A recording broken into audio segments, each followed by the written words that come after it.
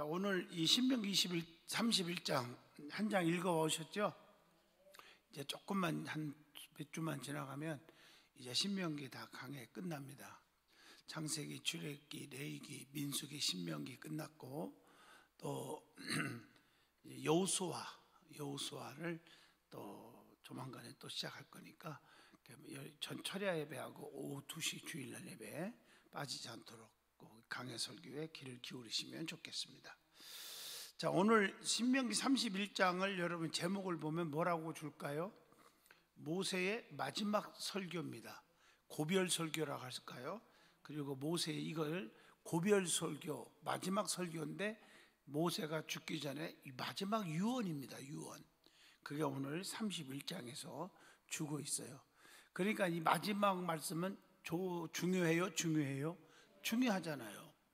스데반 집사님이 돌로 맞아 순교해요. 복음을 전하다가 그 순교하면서 피투성이 되면서 마지막 외친 말씀이 있어요. 그걸 석중삼원 그래요. 석중삼원, 돌로 맞으면서 세 가지 말씀을 남겼다 그래요. 그게 뭔지 아시죠?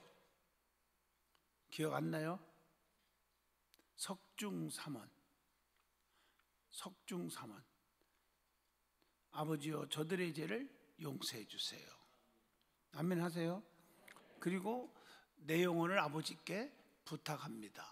그랬죠? 또 하나가 뭘까요? 또 하나. 여러분 대답을 안 하니까 제가 그냥 나도 다 잊어버려요. 세 가지 말씀. 그런 때는 우리 부목사님들이 빨리 얘기를 해줘야 되는데 안 하네. 네? 석중삼원, 돌로 맞으면서 세 가지 남긴 말씀. 이거 맞힌 사람 내가 상을 주려고 그러는데. 또 예수님께서도 십자가상에서 피 흘려 순교하시면서 마지막 말씀 있죠? 그게 뭐예요? 가상칠언. 다 아시죠?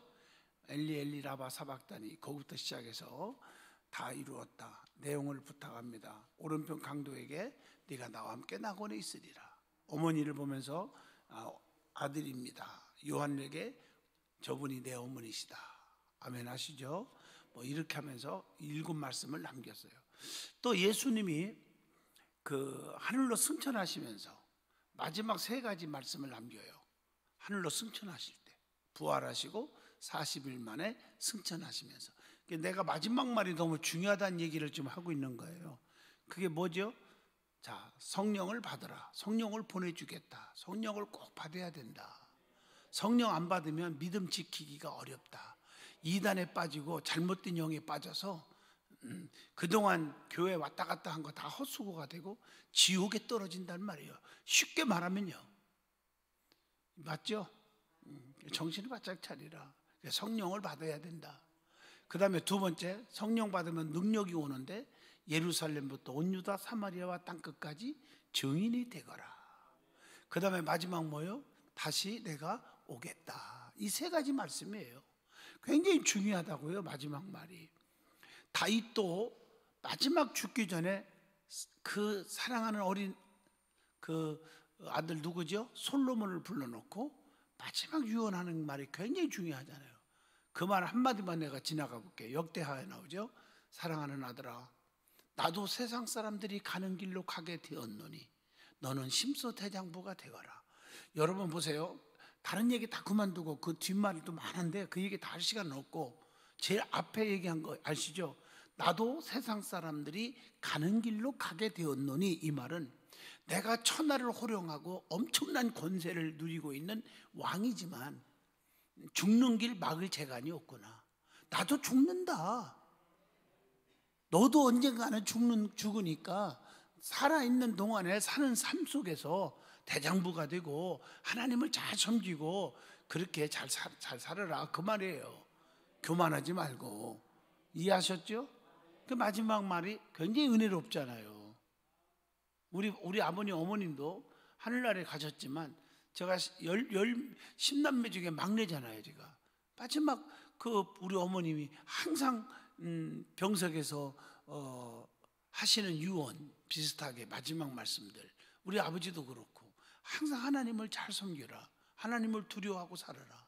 뭐 항상 그 말이에요. 널 절대로, 우리 아버지 같은 분은 절대적으로 너는 세 가지는 차라리 고압소를 만질망정 세 가지는 절대로 만지면 안 된다.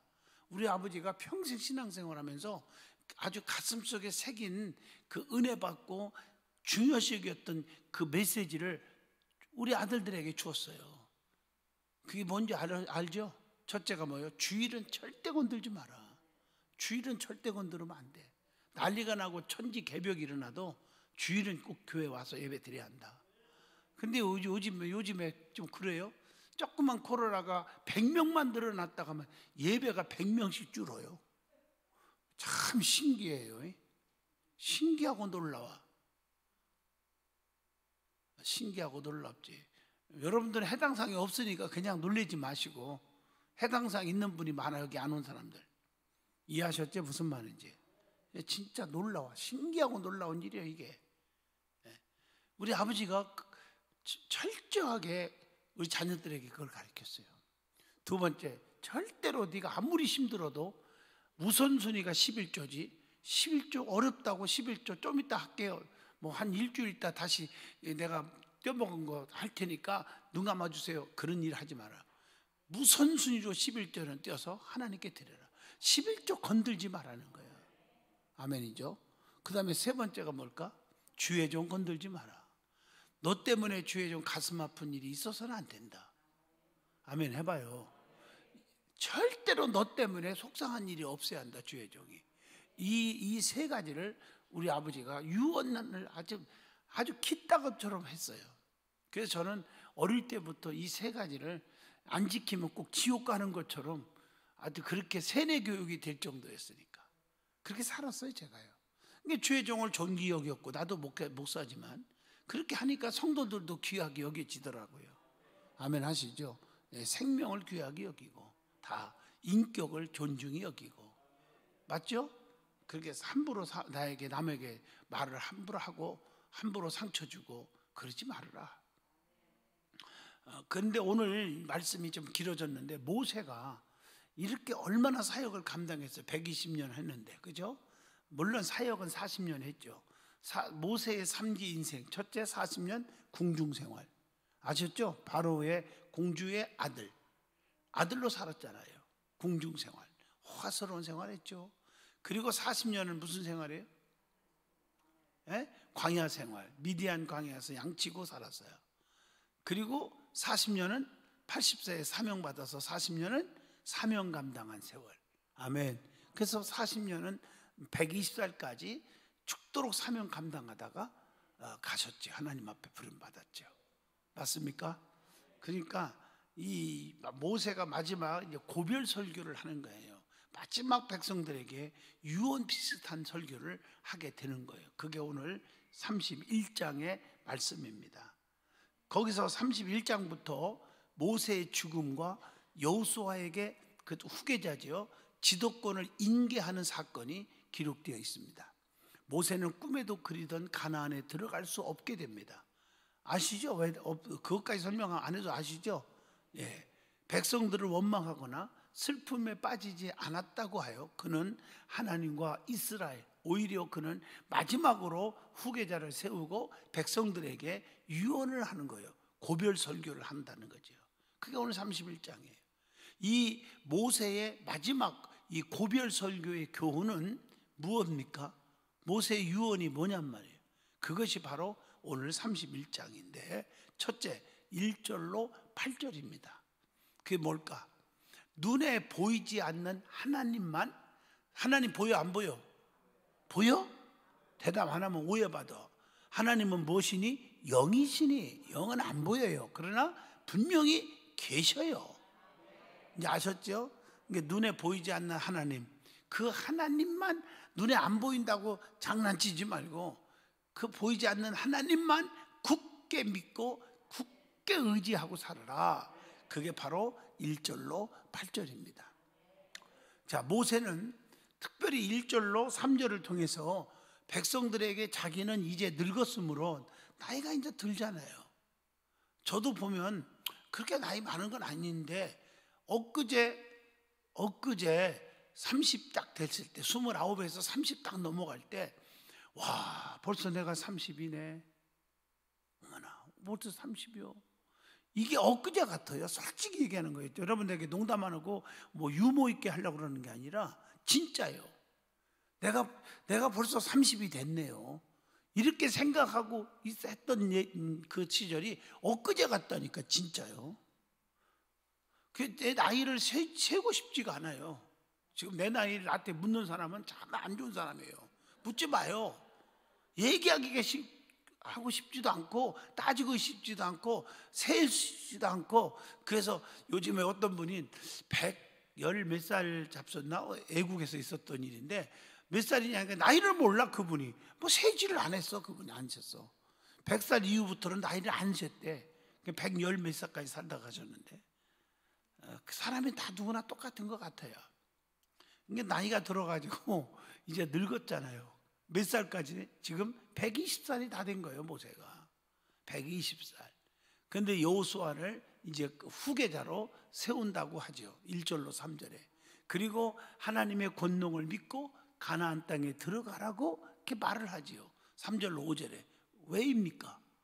모세는 여호수아가 잘 이해하고도 이 말씀 드려야 돼요. 여호수아가 훌륭하니 잘할 것이라 이렇게 말하지 않았어요.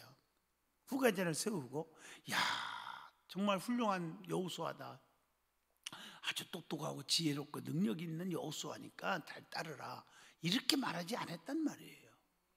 그거보다도 누구를 신뢰하고 가라? 나는 이제 없지만 여호수아를 신뢰하라? 그러지 않았어요. 누구를? 하나님을 신뢰하라, 이렇게 말해요. 나는 여기서 감동을 받은 거예요. 모세나 여호수아나 누가 됐건 간에 사람을 의지하고 나가다 보면 상처받고 실망하는 거예요. 맞죠?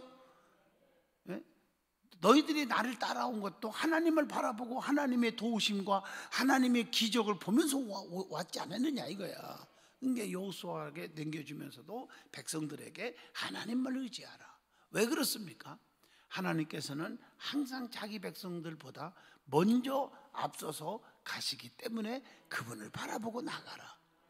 그래서 제가 이제 결혼 주례했을 때마다 정식으로 예배를 원하는 젊은이들 있고, 그냥 주례사처럼도 예배가 아니고 설교도 아니고 주례사로 하는 분들이, 젊은이들이 너무 많아져 갖고 참 솔직히 속은 상해요. 그런데 예배를 드려야 되는데, 결혼 예배인데, 천주교 같은 데는요, 인정은 하는 건 아니지만 이 혼례 성사를 해갖고 결혼식 할 때요 2시간 해요. 거의. 이해하시죠? 장하게 해요. 여러분들 거기서 결혼식 가라면 아주 그냥 막 진땀 흘릴 거예요. 거기 참석하기도 싫고. 우리 개신교인들은 그 정도로 결혼을 굉장히 예배 형식, 그러니까 혼례 성사라고 그래요. 그래서 우리가 결혼을 잘 중요시 여기는 게 중요해요. 아멘 하시죠? 그런데 제가 이제 결혼 예배 형식으로 할 때는 항상 제가 어떻게 합니까? 마지막에, 여러분 보셨죠? 내가 가운 입고 제사장으로서, 주회종으로, 선지자로서, 사도로서 어떻게 해요? 성전께 끼고 내가 앞서가잖아요. 출발할 때 첫 출발. 이것은 하나님이 앞서가는, 하나님의 법궤가 앞서는, 맞죠? 하나님의 능력이 앞서가고 우리 이끌어주는 그 모션을 하는 거예요. 제가. 이해하셨죠? 그래서 사람들이 처음 제가 이거 하는 결혼 주례 쓰는 걸 본 사람들은, 아주 믿는 사람들은 깜짝 놀라고 너무 감동이라고 그래요. 바로 이게 이 말씀이에요. 하나님이 앞서서 인도해 준다는 거죠. 내가 앞서면 실패하니까 하나님께서는 자기 백성보다 앞서가기도 하지만 때로는 우리 혼자 따라오도록 내버려 두지도 않는다. 본문 6절입니다. 하나님께서는 자기 백성을 떠나지도 않고 항상 동행해 주신다. 오늘 우리와도 함께 하신다. 이겁니다. 이스라엘의 지도자는 여호수아가 아니라 하나님 자신이라는 겁니다. 교회의 실질적인 지도자도 마찬가지요. 하나님이십니다. 우리 든든한 교회의 진정한 지도자는 하나님이십니다. 우리는 이 모든 일을 참 지도자이신 하나님의 준비하심에 맡기고 있느냐라고 질문을 던져봅니다. 그리고 7절로 8절을 통해서 모세는 하나님께서 이스라엘 백성들뿐만 아니라 지도자, 즉 여호수아에게도 함께 하신다는 거, 여호수아에게 함께 하신다는 것을 또 7절로 8절에도 뭐라고 할까요? 가르쳐 주고 있어요. 지도자가 되려면 하나님께서 함께 하심을 굳게 믿어야 한다는 거.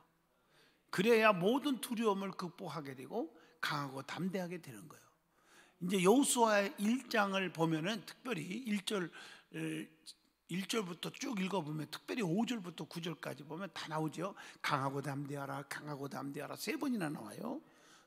두려워하지 마라. 맞죠? 맞아요. 내가 모세와 함께 있던 것 같이 너와 함께 있을 것이고, 내가 너를 버리지 아니할 것이고 떠나지 아니할 것이다. 이해하셨죠? 그러니까 네가 어디를 가든지 무엇을 하든지 형통케 하리라, 그렇게 말했잖아요. 그러니까 하나님이 함께함을 믿고 지도자들은 강하고 담대하게 나가야 된다는 것이에요. 백성들을 이끌어야 한다는 거죠.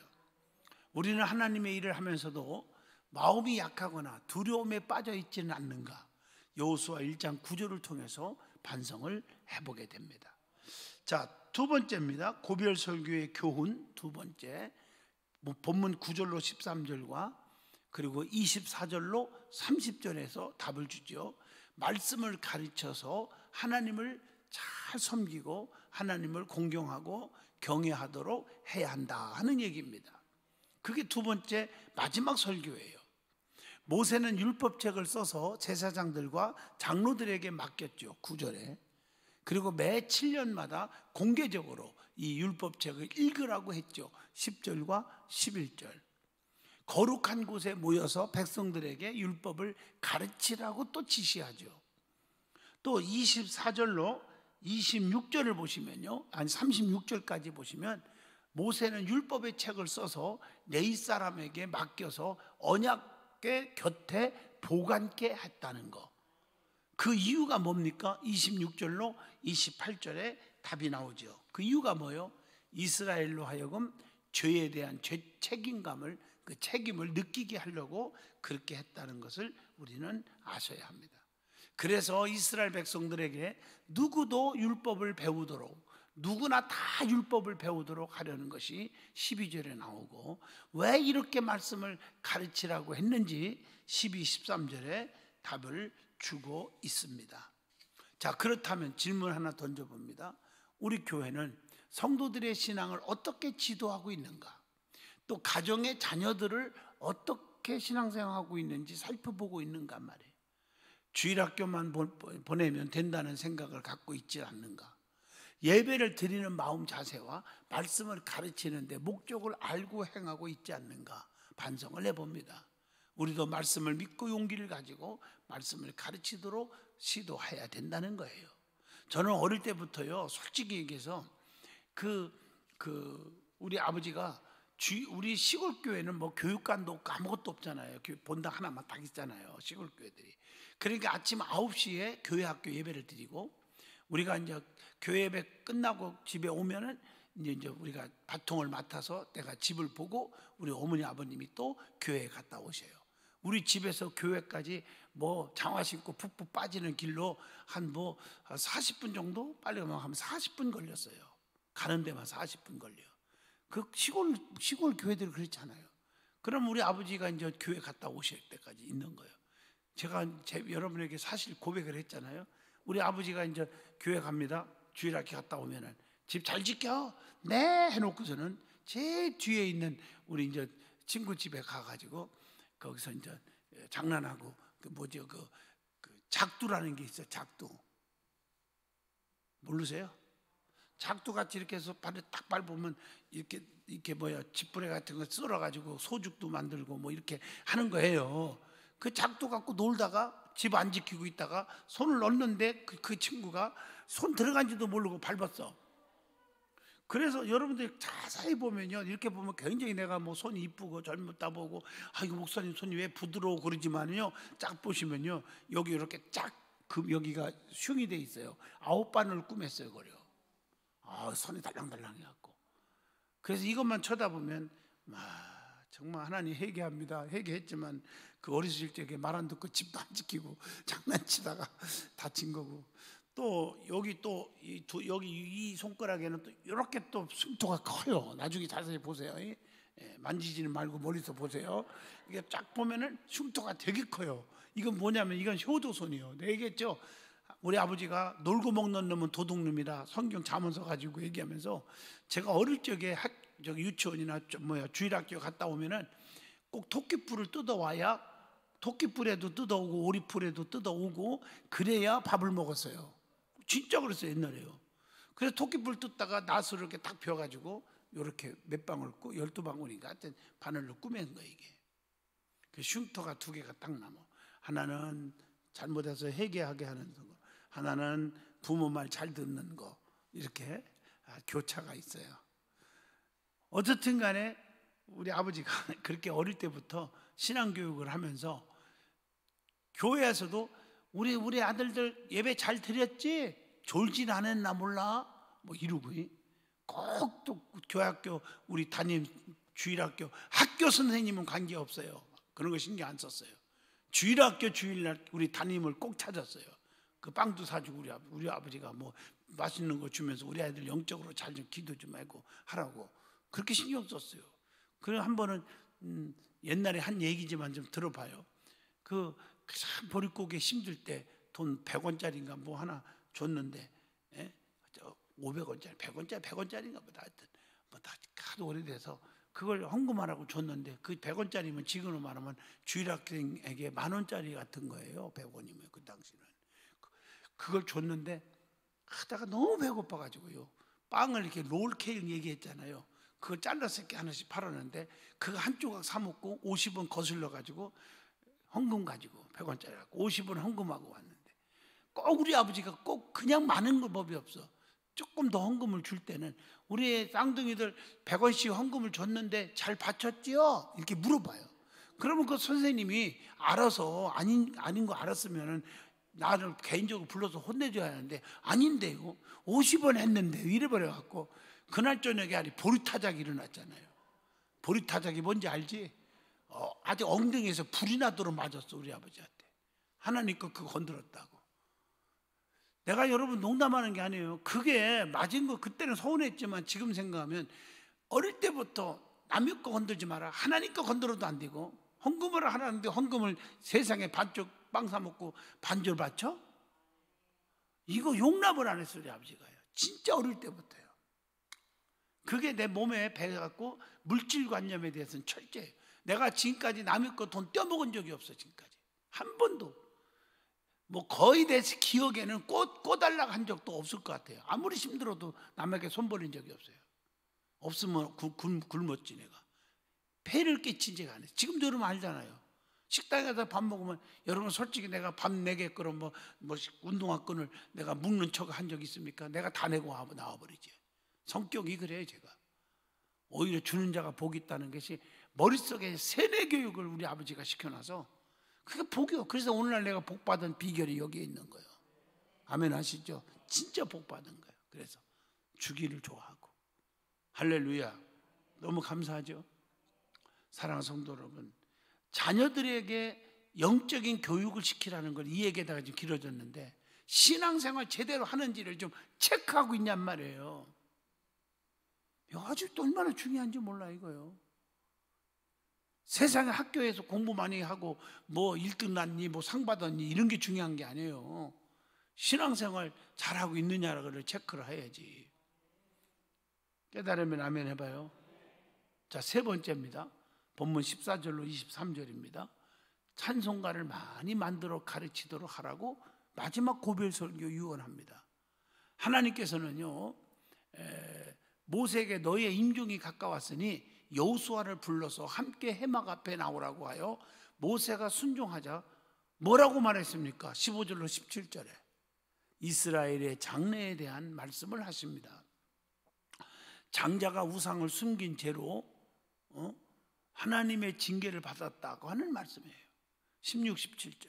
그래서 17절에 보면 사람이 범죄하면 하나님께로부터 멀어지며 범죄한 자는 환난을 통하여 반성케 된다고 하는 말씀을 주고 있는 겁니다.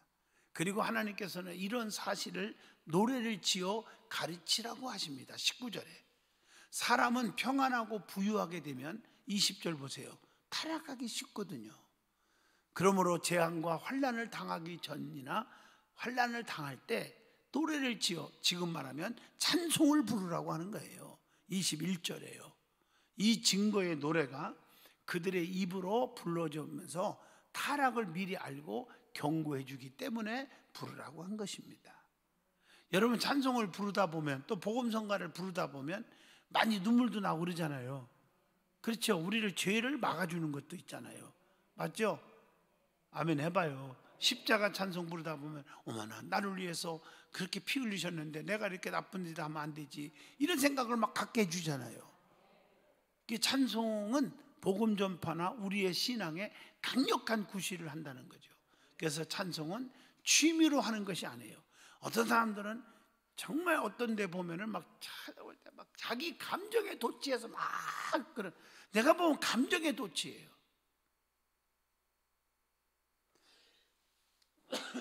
자기 감정에 도취해서 하는 게 아니에요. 심령에서 우러나오는 하나님을 향한 그런 찬양이 되어야 한다는 거죠. 그래서 찬송에 대한 하나님의 의지는 단호하고, 이것은 결코 사사로운 권면이 아니라 이것은 부르라고 하는 하나님의 명령이라는 거. 이사야 43장 21절, 에베소서 1장 5절로 6절입니다. 그래서 엊그제도 코로나 시대에 그냥 찬양도 못하고 힘들죠. 그래서 저는 그 연수원 그 산책 그 등산로로 쭉 올라가면요, 앞뒤 좌우가 그 너무 좋은 그 산 속에 앞뒤 좌우에 집들 하나도 안 보이고 나무만 쫙박하잖아요. 너무 높은 산이잖아요. 우리 연수원 자체가 올라오니까 높은 지역이잖아요. 별로 안 가도 다 높은 산이에요. 거기서 그냥 실컷 찬송을 불러대면서 올라가면 어떻게 좋은지 몰라요. 찬송. 아무도 누가 시끄러 하는 소리도 들리지도 않고, 누가 뭐 간섭도 없어요. 뭐 사방이 다 나무로 꽉 차 있고 얼마나 좋은지 몰라. 찬송을 부르면 그런 마음이 확 튀잖아요. 여러분, 무엇 때문에 살고 있느냐 하고 질문할 때 대부분의 성도들은 하나님의 영광을 위하여라고 대답을 하는데, 그 말은 바로 하나님을 찬송하려고 하는 대답과 같다고 보는 것입니다. 우리의 존재 이유와 구속의 의미가 바로 하나님 자신을 찬송케 하려는데 목적이 있다고 하는 것을 우리는 아셔야 합니다. 그러나 찬송은 결코 어느 특정인에게만 주어진 은혜가 아니라는 것입니다. 그래서 시편 50편 6절에 뭐라고 했어요? 호흡이 있는 자마다 여호와를 찬양할지어다 라고 말씀을 합니다. 너의 의인들아 여호와를 즐거워하라. 찬송은 정직한 자의 마땅히 할 바이느니라. 시편 9편 11절에 그랬죠? 그래서 믿음은 그 신앙의 연륜이나 직분에 결코 비례하지 않는다는 것도 아셔야 합니다. 믿음이 성장하고 신실하여지면 반드시 그 징후가 나타나는데, 그 중에 가장 확실한 증거가 바로 뭐라고요? 찬송이라는 것입니다. 할렐루야. 평안할 때는 누구나 찬송하며 노래할 수가 있습니다. 그러나 욥처럼 엄청난 환난 가운데 놓이게 되면 찬송하며 감사한다는 것이 어려운 일이 될 수도 있다는 거죠. 그래서 이르되 내가 모태에서 알몸으로 나왔사온즉 또한 알몸이 그리로 돌아갈지니라. 주신 이도 여호와시요 거두신 이도 여호와시니 여호와 이름이 찬송을 받으실지어다. 욥기서 1장 21절에 그렇게 고백을 하잖아요. 오늘 이와 같은 찬송이야말로 보이는 믿음이요 가장 객관적인 믿음의 가늠자라는 사실을 잊지 말아야 합니다. 우리는 찬송을 생활화하고 있는가? 입술로만이 아니라 진정 하나님을 높이고 찬양을 하고 있는지 우리는 생각하게 합니다. 자, 오늘 이 말씀에 은혜가 됐으면 아멘 하시죠. 어떻든 간에 모세는 마지막에 120살이 다 돼가지고 이제 임종 전에 그가 마지막 고별 설교를 통해서 눈에 보이지 않는 하나님, 안 보인다고 하나님 안 계신 게 아니다. 보이지 않는 하나님이지만 그 하나님만을 굳게 붙잡고 의지하고 살아라. 그게 첫째고, 그리고 말씀을 가르쳐서 하나님을 잘 경외해야 된다. 하나님 없이는 살 수가 없는 거다. 이 설교가 모세의 마지막 설교고, 세 번째, 하나님께 영광 찬송을 만들어 가리키고 찬송을 많이 불러라. 하나님께 오직 영광을 하나님께 돌리고 살아라. 이렇게 말씀하고 있는 줄로 믿습니다. 할렐루야. 기도합니다. 걸어가신 하나님 감사합니다. 오늘도 말씀을 통해서 은혜 주셔서 감사합니다. 이 말씀이 우리의 삶의 노정기가 되게 하여 주시옵소서. 예수님 이름으로 기도합니다. 아멘.